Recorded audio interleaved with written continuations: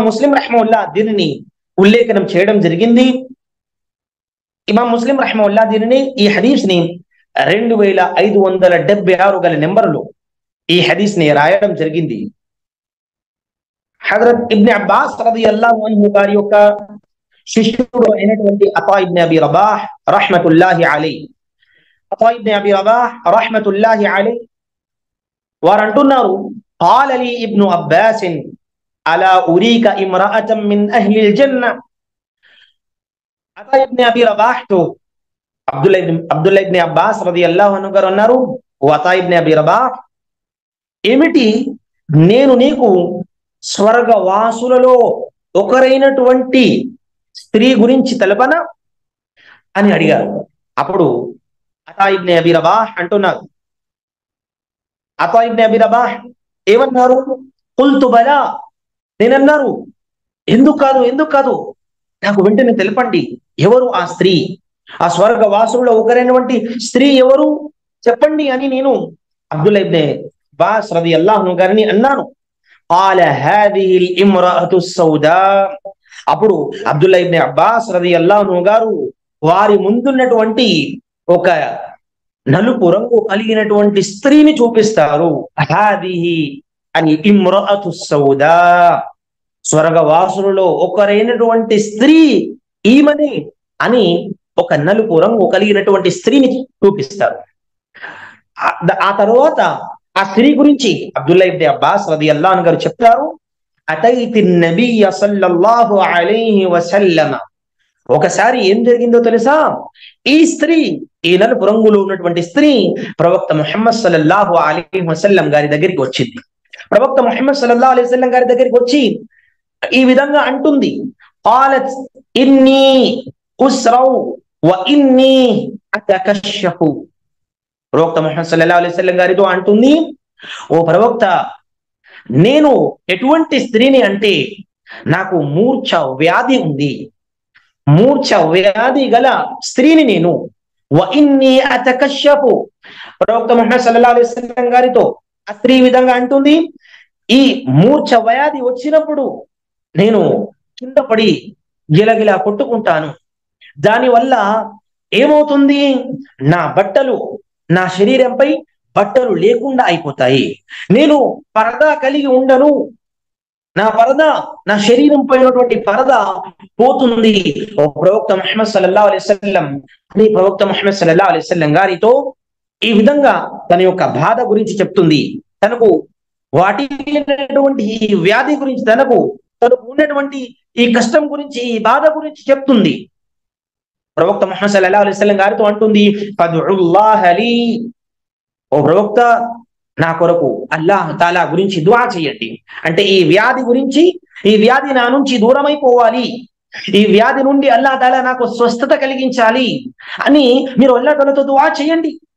ప్రవక్త ముహమ్మద్ సల్లల్లాహు అలైహి వసల్లం గారు అన్నారు, ఖాల ఇన్ షిక్తి సబర్, ఇన్ షిక్తి సబర్తి వలకిల్ జన్న.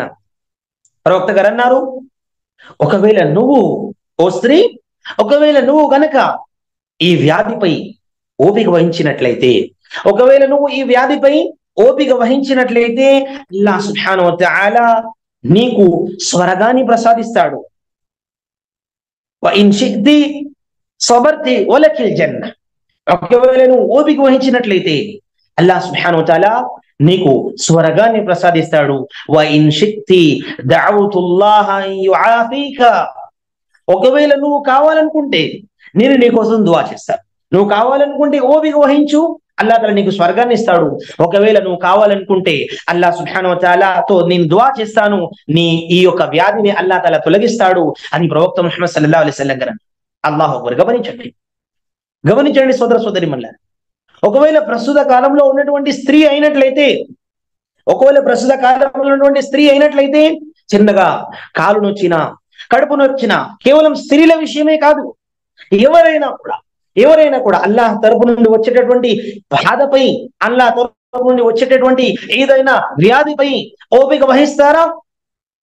ఓ అల్లాహ్ సుబ్హానహు వ తఆలా మనకి మందులు వాడడము, హాస్పిటల్కి వెళ్ళడము, మెడికల్ షాప్ కి వెళ్ళడము ధర్మంలో ఇది మంచి విషయమే. చెడు విషయమేం కాదు, చేయకూడని విషయమేం కాదు. కానీ మొట్టమొదటి విషయం ఏమిటి సోదరులారా? అల్లాహ్ సుబ్హానహు వ తఆలా తరపు నుండి వచ్చేటటువంటి వ్యాధిపై, అల్లాహ్ తాలా తరపు నుండి వచ్చేటటువంటి బాధపై, కష్టంపై మనం ఓపిక వహించాలి.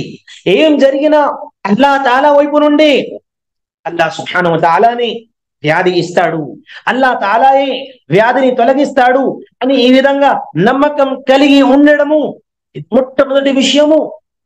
ఏం జరిగినా, మన జీవితంలో ఏం జరిగినా సంతృప్తి పొందడము. మంచి జరిగినా కూడా అల్లాహ్ వైపు నుండే, చెడు జరిగినా కూడా అల్లాహ్ వైపు నుండే అని ఈ విధంగా విశ్వాసం కలిగి ఉండడము ఇది మొట్టమొదటి విషయము. కానీ ఈ రోజు అలా కాదు. హదీసులో చూడండి, అప్పుడు ఆ స్త్రీ ఈ విషయం విని, అల్లాహు అక్బర్, స్వర్గం మాట విని ఏమంటుంది? స్వర్గం మాట విని ఏమంటుంది? ఖాలత్ అస్బిరు, ఖాలత్ అస్బిరు. ఓ ప్రవక్త, మీరు స్వర్గం మాట తీశారు. అల్లాహు అక్బర్, మీరు స్వర్గం గురించి చెప్పారు. ఒకవేళ నేను ఈ వ్యాధి పైన ఒకవేళ ఓపిక వహించినట్లయితే, సబర్ చేసినట్లయితే, ఓపిక వహించినట్లయితే మీరు నాకు స్వర్గం యొక్క శుభవార్తను వినిపించారు. నేను ఈ వ్యాధిపై ఓపిక వహిస్తాను ప్రవక్త, ఈ వ్యాధిపై ఓపిక వహిస్తాను. గమనించండి సోదరులారా, ఓ ప్రవక్త, వ్యాధిపై ఓపిక వహిస్తాను, కానీ నేను పరదా లేకుండా ఉండేటటువంటి పరిస్థితిని నేను ఎట్టి పరిస్థితుల్లోనూ భరించను. వ్యాధిని భరిస్తాను, వ్యాధిపై ఓపిక వహిస్తాను, వ్యాధిని భరిస్తాను, కానీ నేను భరించరానటువంటి విషయం ఏదైనా ఉంది అంటే, ఓ ప్రవక్త, నేను పరదా లేకుండా అయిపోతాను. పరదా లేనటువంటి స్థితికి ఈ వ్యాధి ద్వారా నేను చేరుకుంటాను. ఓ ప్రవక్త, నేను వ్యాధిపై ఓపిక వహిస్తాను, కానీ మీరు నా గురించి అల్లాహ్ తాలాతో దుఆ చెయ్యండి. ఖాలత్ ఫఇన్నీ అతకషఫు ఫదుఉల్లాహ అల్లా అతకషఫు ఫదఅల్లాహ లహా ఫదఅ లహా. ప్రవక్త ముహమ్మద్ సల్లల్లాహు అలైహి వసల్లం గారు ఆ స్త్రీ గురించి అల్లాహ్ తాలాతో ఆమెకున్నటువంటి వ్యాధి గురించి దుఆ చెయ్యరు. కానీ ఆ స్త్రీ ఏమంటుంది? నేను ఈ వ్యాధి వచ్చినప్పుడు, ఈ మూర్ఛ వచ్చినప్పుడు నా శరీరంపై బట్టలు తొలగిపోతాయి, నేను పరదా లేకుండా అయిపోతాను, నా శరీర భాగాలు బయటికి ఎదుపిస్తాయి. నేను ఈ యొక్క వ్యాధి పైన, ఈ యొక్క రోగం పైన, ఈ యొక్క వ్యాధి పైన ఓపిక వహిస్తాను, కానీ ఓ ప్రవక్త, పరదా లేకుండా ఉండేటటువంటి స్థితి పైన నేను ఓపిక వహించను. సోదరులారా, వీళ్ళు మన యొక్క పూర్వీకులు, ఇలాంటి సహాబాలు ప్రవక్త ముహమ్మద్ సల్లల్లాహు అలైహి వసల్లం గారు వీరికి బ్రతికి ఉండగానే స్వర్గం యొక్క శుభవార్తను వినిపించారు. ఎందుకంటే ప్రవక్త గారి మాటలపై అంతటి విశ్వాసము, అంతటి భరోసా, అంతటి నమ్మకము. ఆ విధంగా వారు జీవితం గడిపేవారు. వ్యాధి పైన ఓపిక వహించారు, కానీ పరదా లేకుండా ఉండేటటువంటి స్థితి పైన వారు ఓపిక వహించలేదు. గమనించండి సోదరులారా, ఇస్లాం ధర్మంలో పరదాకి ఎంత ప్రాముఖ్యత ఉందో కాస్త గమనించండి.